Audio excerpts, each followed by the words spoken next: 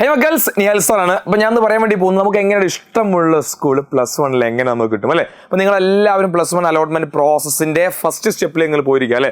നിങ്ങൾ ഫോമൊക്കെ വാങ്ങി ചിലപ്പോൾ ഓൺലൈനായിട്ട് ചില ആളുകൾ ചെയ്തിട്ടുണ്ടാവും, ചില ആളുകൾ ഓഫ്ലൈനായിട്ട് കാര്യങ്ങളൊക്കെ ഒന്ന് എഴുതി തയ്യാറാക്കണം, അല്ലെങ്കിൽ നിങ്ങളുടെ ഫോമിലേക്ക് എഴുതി തയ്യാറാക്കി എന്നിട്ട് ഓൺലൈനായി ചെയ്യണമെന്ന് ആഗ്രഹിക്കുന്ന ആളുകളായിരിക്കും അല്ലേ.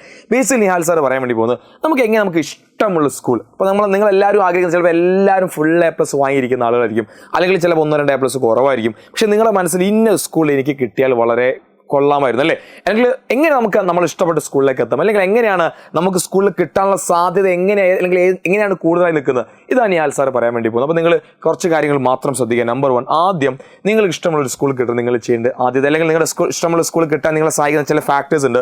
അതിൽ ഒന്നാമത്തെ ഫാക്ടേഴ്സാണ് നിങ്ങൾ പഠിച്ച സ്കൂൾ. ഓൾറെഡി നിങ്ങൾ പഠിച്ച സ്കൂൾ ഏതാ നിങ്ങൾ നോക്കണം. ഓക്കെ, അതായത് നിങ്ങൾ SSLC പഠിച്ച സ്കൂൾ. ഓക്കെ, SSLC പഠിച്ച സ്കൂള്. അതുപോലെ തന്നെ നിങ്ങളെ പഞ്ചായത്ത്, അതുപോലെ നിങ്ങളുടെ മുനിസിപ്പാലിറ്റി, അല്ലെങ്കിൽ പഞ്ചായത്ത് ഒരു മുനിസിപ്പാലിറ്റി നമുക്ക് എടുക്കാം. അതുപോലെ നിങ്ങളുടെ പിന്നെ താലൂക്ക്. ഓക്കെ, ഇതിനൊക്കെ എക്സ്ട്രാ ബോണസ് പോയിന്റ് ഉണ്ട്. അതായത് ഇപ്പോൾ നിങ്ങളിപ്പോൾ പഠിച്ചൊരു സ്കൂൾ, അപ്പോൾ ഞാൻ പഠിച്ചത് government higher secondary school Iringallur പാലാഴി സ്കൂളാണ് ഞാൻ 10 വരെ പഠിച്ചത്. ഞാൻ +1 അതേ സ്കൂൾ കൊടുക്കുകയാണെങ്കിൽ എനിക്കിവിടെ ഒരു ബോണസ് പോയിന്റ് കിട്ടും. ഓക്കെ, അതുപോലെ തന്നെ അതെൻ്റെ പഞ്ചായത്തിൽ സ്കൂളാണോ, എൻ്റെ അഡ്രസ്സിൽ എൻ്റെ പഞ്ചായത്തിൽ ഉൾപ്പെടുന്ന സ്കൂളാണെങ്കിൽ അവിടെയും എനിക്കൊരു ബോണസ് പോയിന്റ് കിട്ടും. അതേ താലൂക്കിലാണെങ്കിലോ അവിടെയും എനിക്ക് എന്ത് ചെയ്യുന്നുണ്ട്, ഒരു ബോണസ് പോയിന്റ് അവിടെ കിടക്കുന്നുണ്ട്. അപ്പോൾ ഇത് എല്ലാ ആളുകൾക്കും കിട്ടാൻ സാധ്യതയുള്ള ഒരു സാധനമാണ്. അപ്പോൾ എനിക്ക് ഇന്നലെ ഒരു കുട്ടി മെസ്സേജ്, അവൾക്ക് ഫുൾ A+ ഉണ്ട്, പക്ഷെ അവൾക്ക് എന്ത് ചെയ്യണം, അതൊരു സ്കൂളിൽ കമ്പ്യൂട്ടർ സയൻസിന് കിട്ടണം.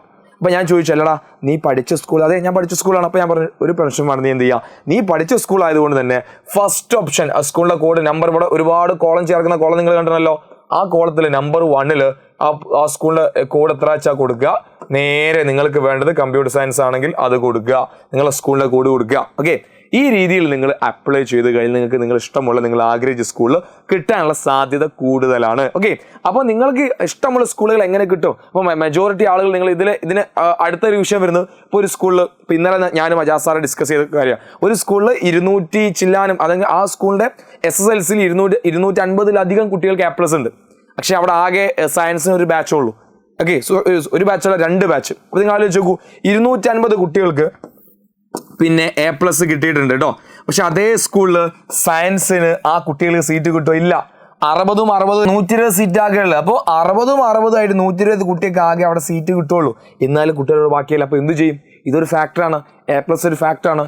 അപ്പോൾ നമ്മൾ പറഞ്ഞ പോലെ ആ സാധ്യത വരുന്ന സമയത്ത്, അല്ലെങ്കിൽ ഇത്തരത്തിൽ A+ അങ്ങനെ അടിച്ചു കയറി വരുന്ന സമയത്ത് നമുക്ക് വരാം, അല്ലെങ്കിൽ ആ ഒരു സന്ദർഭത്തിൽ നമുക്ക് ടൈ ബ്രേക്ക് നമ്മുടെ ഈ പറയുന്ന നമ്മുടെ സർട്ടിഫിക്കറ്റ്, നമ്മൾ അഡീഷണൽ നമ്മൾ ചിലപ്പോൾ പാർട്ടിസിപ്പേറ്റ് ചെയ്ത നമ്മുടെ ബോണസ് പോയിന്റിലേക്ക് ഉൾപ്പെടുന്ന നമ്മുടെ സർട്ടിഫിക്കറ്റ്സ് ആയിട്ടുള്ള ചിലപ്പം നമ്മുടെ കലോത്സവത്തിന് പങ്കെടുത്ത, സ്പോർട്സിന് പങ്കെടുത്താവാം, അല്ലെങ്കിൽ നമ്മുടെ NCC അല്ലെങ്കിൽ SPC, ഈ കാര്യങ്ങളൊക്കെ ബോണസ് പോയിന്റ് നൽകുന്നുണ്ടെങ്കിൽ ഇതെന്തായിരിക്കും നിങ്ങൾക്കൊരു എക്സ്ട്രാ സാധനം. ഇപ്പോൾ ഈ ടൈ ബ്രേക്കിംഗ് എന്തായാലും ഈ വർഷം പല സ്ഥലത്തും വരും. കാരണം A+ എണ്ണം കമ്പാരിറ്റീവ്ലി കുറവാണെങ്കിലും ഈ ഒരു സാധനം, ഇപ്പോൾ എല്ലാവരും ഓപ്പ് ചെയ്യുന്ന ഒരു സ്കൂളിലായിരിക്കും, അവിടെ എല്ലാവർക്കും സീറ്റ് കിട്ടുമെന്ന് വിചാരിച്ചാൽ അവിടെയാണ് ഇത്തരത്തിലുള്ള ചില കൺഫ്യൂഷൻസ് ആൻഡ് ഇഷ്യൂസ് വരാൻ വേണ്ടി പോകുന്നത്. റെഡി? അപ്പോൾ മെജോറിറ്റി നമുക്ക് ഇഷ്ടമുള്ള ഒരു സ്കൂൾ സെലക്ട് ചെയ്യുമ്പോൾ നിങ്ങൾ ചെയ്യേണ്ടി വരും, അല്ലെങ്കിൽ നിങ്ങൾക്ക് പെട്ടെന്ന് ഒരു സ്കൂളിൽ അഡ്മിഷൻ കിട്ടണം, ഫസ്റ്റ് അലോട്ട്മെന്റിൽ അഡ്മിഷൻ കിട്ടണമെങ്കിൽ ഈ കാര്യങ്ങൾ നിങ്ങൾ നോക്കുക. നിങ്ങൾ പഠിച്ച സ്കൂളാണ്, പഞ്ചായത്ത് താലൂക്കൊക്കെ ആണെങ്കിൽ അഡീഷണൽ നിങ്ങൾക്ക് ബോണസ് പോയിന്റ് ഉണ്ട്.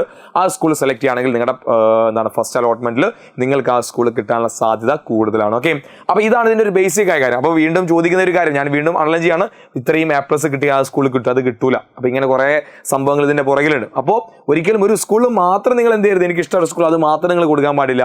അത് ഒന്നിലധികം പോരാ, 50 സ്കൂൾ വരെ കൊടുക്കാം.